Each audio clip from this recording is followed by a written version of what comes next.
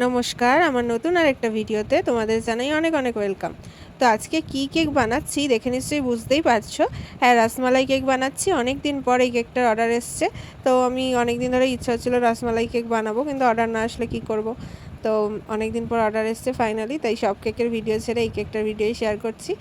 এই কেকটা আমি গতকাল বানিয়েছিলাম, তা 18ই জুলাই ছিল। এই দিন আরেকটা কেকের অর্ডার ছিল, ওটা আমি পরে ভিডিও করতে শেয়ার করব।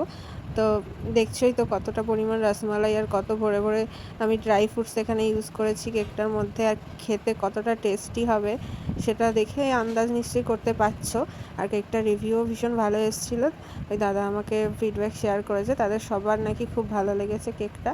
তো এই রসমালাই কেকটা খুবই একটা মানে দারুণ টেস্ট হয়। যারা একঘেয়ে অন্যরকম ফ্লেভারগুলো অনেক খেতে খেতে বোর হয়ে গেছে, রসমালাই কেকটা একটু প্রাইস বেশি হলেও একবার টেস্ট করে দেখতে পারো, আশা করি ভীষণ ভালো লাগবে। বাই দ্য ওয়ে, আমি রনিতা, মানকুণ্ডু থেকে আমি একটা ছোট্ট হোম বেকারি চালাই। আমার পেজের নাম দ্য কেক গ্যালারি। তোমরা যদি যে কোনো অকেশন পারপাস আমার থেকে কেক অর্ডার করতে চাও, তাহলে স্ক্রিনে দেওয়া নাম্বারে আমার সাথে কন্ট্যাক্ট করে নিও। তোমরা তো দেখলেই কেকের ইনসাইডে কত কি আমি দিয়েছি। তো কেকের যে স্পঞ্জটা, ওটা আমি কোনো সুগার সিরাপ বা অন্য কিছু ইউজ করিনি। রসমালাইয়ের যে রসটা সেটা দিয়েই পুরো সোকিং করেছি। আর ভরে ভরে রসমালাই আর ড্রাই ফ্রুটসও দিয়েছি। ড্রাই ফ্রুটসের মধ্যে কাজু, আমন্ড, কিশমিশ ছিল। কথা বলতে বলতে আমার ক্রাম কোটিং করে ফাইনাল কোটিং করাও হয়ে গেছে। এবার উপরের ডেকোরেশনটা যেরকম ছিল সেটাই আমি করছি এখন। তো আমারই করা একটা কেকের ফটো আমাকে দাদা পাঠিয়ে ওটার মতো করে দিতে বলে। তো ওটা আমার 1 পাউন্ড কেক ছিল, তো এটা আমি 2 পাউন্ডের ওপর করেছি। গতকালই আমার ইচ্ছে হচ্ছিল ভিডিওটা শেয়ার করি, তো আমি কালকে আর ভয়েস ওভার দিতে পারিনি। আমার শরীরটা একটু খারাপ ছিল, ঠান্ডা লেগে গেছে, তাই আজকে এই ভিডিওটা শেয়ার করছি। তোমরা দেখো, কথা বলতে বলতে আমার অলমোস্ট কেকটা কমপ্লিট হয়ে এসছে।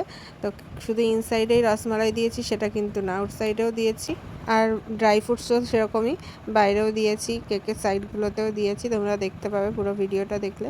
আজকের ভিডিওটা একটু বড়ই করেছি, কারণ আমি পুরো আর কি ডিটেলে দেখাতে চেয়েছি রসমালাই কেকটা ভেতর থেকে বাইরে কি কি আমি ইউজ করেছি, যাতে তোমাদেরও আগ্রহ বাড়ে যে এই কেকটা একবার টেস্ট করার জন্য।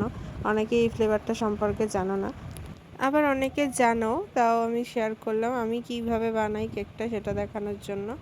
ভিডিওটা কেমন হয়েছে সেটা তোমরা একটা কমেন্ট করে জানিও, ভালো লাগলে একটা লাইক করে দিও। Thanks for watching, bye. দেখা হবে নেক্সট কোনো ভিডিওতে।